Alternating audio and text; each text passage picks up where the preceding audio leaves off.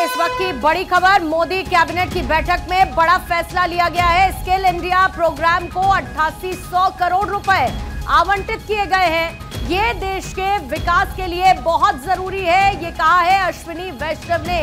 देश के विकास के लिए महत्वपूर्ण कदम जरूरी। स्किल इंडिया प्रोग्राम को 8800 करोड़ रुपए आवंटित किए गए। 2014 से जब से मोदी सरकार आई थी, स्किल इंडिया को लेकर लगातार सरकार का फोकस रहा है और ऐसे में जो बैठक हुई, इस बैठक में अहम प्रस्ताव को मंजूरी मिली है।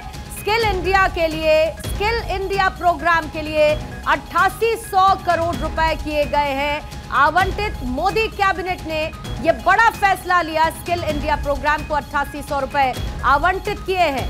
स्किल इंडिया पर सरकार का फोकस है, ये भी अश्विनी वैष्णव ने कहा।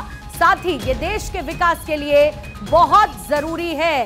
अश्विनी वैष्णव की तरफ से मोदी कैबिनेट में लिए गए इस फैसले की जानकारी देते हुए बताया गया कि कैसे देश के विकास में स्किल इंडिया अपना महत्वपूर्ण योगदान देता रहा है और एक बार फिर से स्किल इंडिया प्रोग्राम के लिए 8800 करोड़ रुपए आवंटित किए गए हैं, जो कि बड़ी रकम है।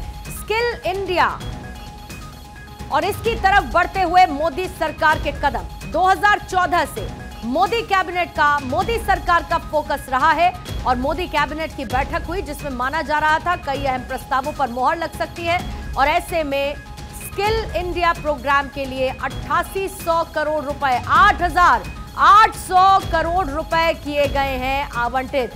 दिल्ली में मोदी कैबिनेट की यह बैठक हुई थी और इसी बैठक में यह बड़ा फैसला जिसका ऐलान किया गया अश्विनी वैष्णव की तरफ से।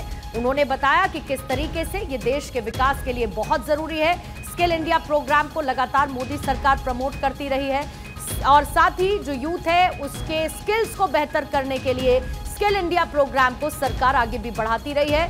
अब इस प्रोग्राम के लिए 8800 करोड़ रुपए आवंटित किए गए हैं।